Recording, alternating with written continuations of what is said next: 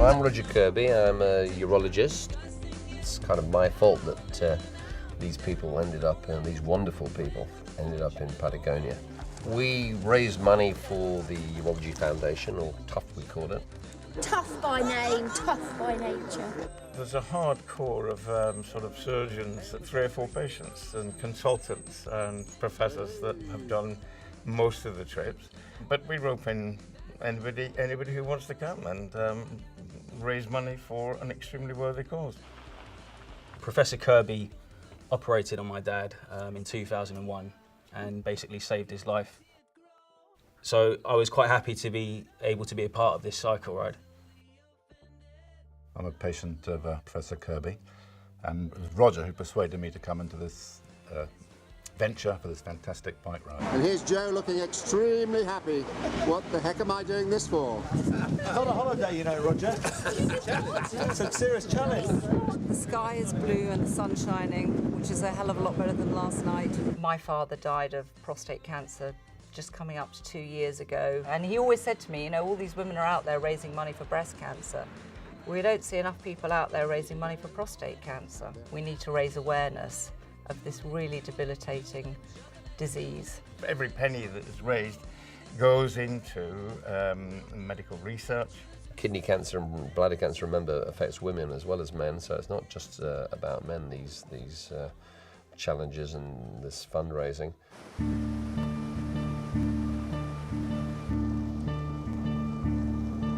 That's where we're heading.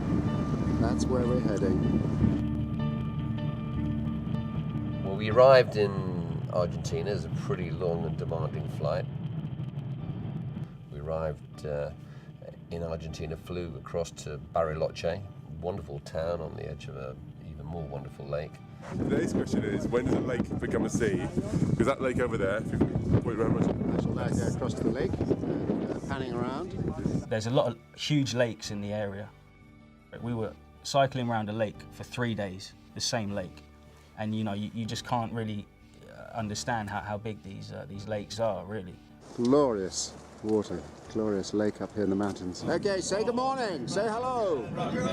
Good morning, rocket, right. Fantastic. It was bigger in numbers. We had over 40 people, 45, 46, I think. One of the highlights of the trip for me personally was the fact that we had such a great bunch. As Mr. Miller almost fell over as he waved goodbye. I'm a urologist and several of the people who accompanied us were urologists. It was very nice meeting the other half of the group that I didn't quite know. There wasn't one person out of the 47 who I didn't really like and get along with.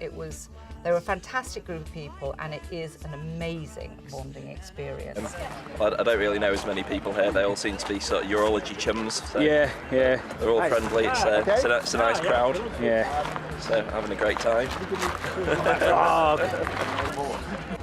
Hello, how you doing, England?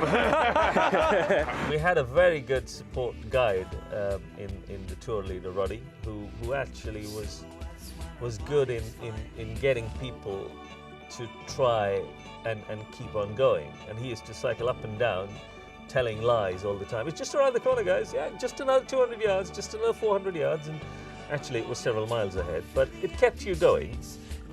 We have 2 professional guides who cycle with us. They led the way, they helped us. Yes, Federico. Great to hear that people like you saving money for charity, for the foundation, for urology, and helping people for research. So that's where you are doing a great job, and you are such a good human being as well. That's good. Thank you very much. All right. Thank you. How's that first hill? Bloody tough. So I pulled off the road, went straight into a sandbank and fell over. So, you know, I've had my fall for the week. Day one, we've had 5 falls. Yesterday we've had me plummeting because I couldn't get my feet out of the cleat. I must put my hand up here, and I fell down on day 1, day 2, day 4 and day 5. I missed out day 3 and 6. And so I've got the scars to prove it. Oh my God. Proudly. Yeah. And there are others in areas which I don't think are there was a rumour you had a scrotal appropriate to show on video. Were people there to look after you? Oh, very much.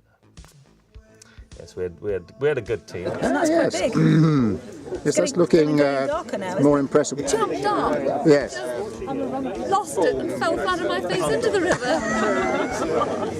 I perhaps didn't realise quite how diverse it would be. We started off at the base of the Andes, and 3 days later we'd struggled our way to the top of it. And these challenges are like it says on the tin, they are challenges. Everybody very excited about going up a huge, huge hill. No, I think everyone's up for the challenge today. I think everyone's really going to do it. I think there's a real adrenaline, and I think everyone's going to help each other get to the top. The worst one was probably, I think, on the third day when we crossed over from Argentina into Chile. There was a great no man's land.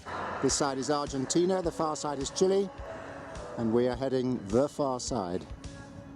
We were told it's a grade 1, 12-kilometre grade 1 climb.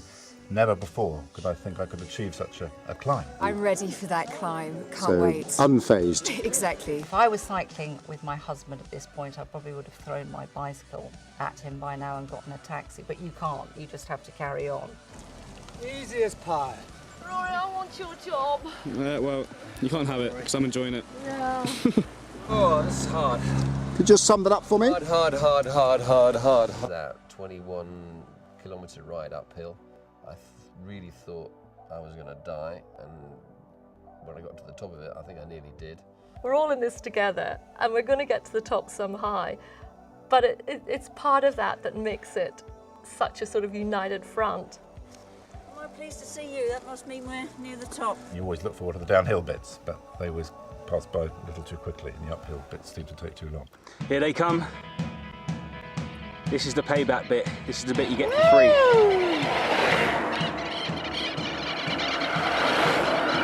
We had some fun along the way. It wasn't just blood, sweat and tears. We would arrive at our destination and let off steam, wherever we were. It didn't really matter about the accommodation. We'd break out the beers, and sometimes there'd be a lake nearby and people would rush off for a swim.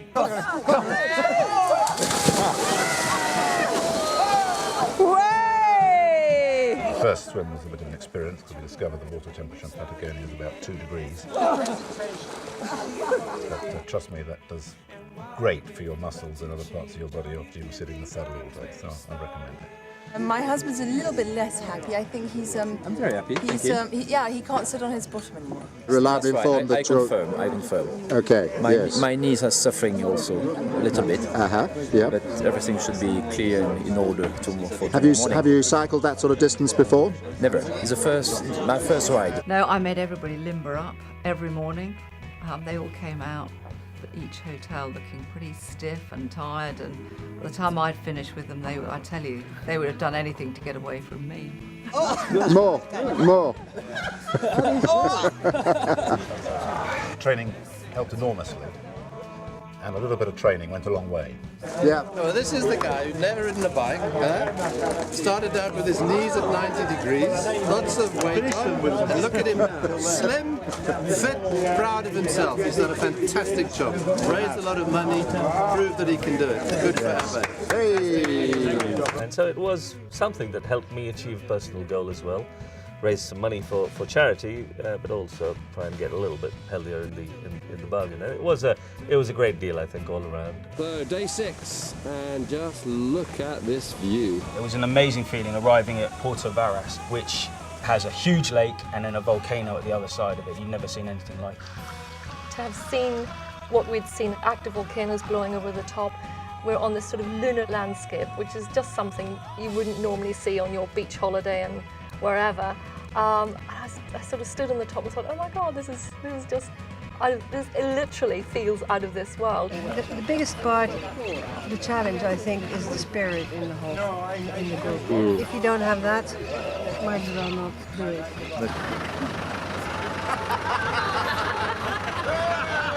You kind of want it to end all week, and then you know it's going to end, and you don't want it to end. Yeah. So I think that summarises the group feeling at the moment. It was a fantastic trip, and I think we all felt a real sense of achievement. When you get to the end of the ride, you have this almost sort of bittersweet feeling that it's great that it's come to an end, but Yeah, I'd like it to go on for a day or two longer. The thing that was absolutely fantastic for me was not just the camaraderie, not just the fact that it was a life-changing trip for some people and a marvellous experience, I think, for everybody, but that we raised £300,000.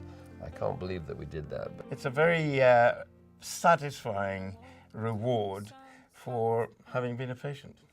I think the Urology Foundation does fantastic work. That's the only way to describe it. I think what we offer is something unique, and it's kind of a bit different from what most other charities offer. And with the way the current financial situation is kind of unraveling, funding is getting scarce. And I think for us to continue to be one of the world's leading centers of excellence in education and in medical treatment, we need to plan for the future, and I think that's one of the unique points that the foundation has. These trips are inspirational, and they just add a dimension to your life that you just don't get in the daily grind of things. When you're out on a bike and you're on the open road, as it were, your mind's emptying out, and after 6 days of that, I think that you've gone to so much physical effort that actually, probably from my case, for the first time in many, many years, I think my mind had actually emptied, which was an amazing feat. As a urologist, I can see how much good that the money you're raising is doing. And I'd just like to say thank you all. Respect is due, and congratulations to every one of you who's come here and has raised so much money. The people that make up the team, they've got something in common. They're all, giving up their time and energy to raise money for this cause. Each individual has raised probably £3,000, £4,000 or £5,000 as a minimum each. They're inspiring people, so again, that's a huge positive of spending a week with these type of people. It's really uplifting and motivating. It's a charity which is doing fantastic work in the medical field for young men, for not so young men, and it's something which needs to continue and be fostered greatly. Bye-bye! I can only think that this will be the first of many, many more. The beginning of a long story. Yeah. It would be sad to stop now. I really, really hope that next year's trip, which we're already planning for South Africa, will be even more successful, raise even more money, change even more people's lives that come along. So if you feel like coming along, then we'd love to have you. I'll keep coming back till I can't do it anymore. Everybody is out there thinking, shall I do this or shan't I? Tell them to do it. Do it. Just do it. Just do it. Well done. Better than sex. If you're lost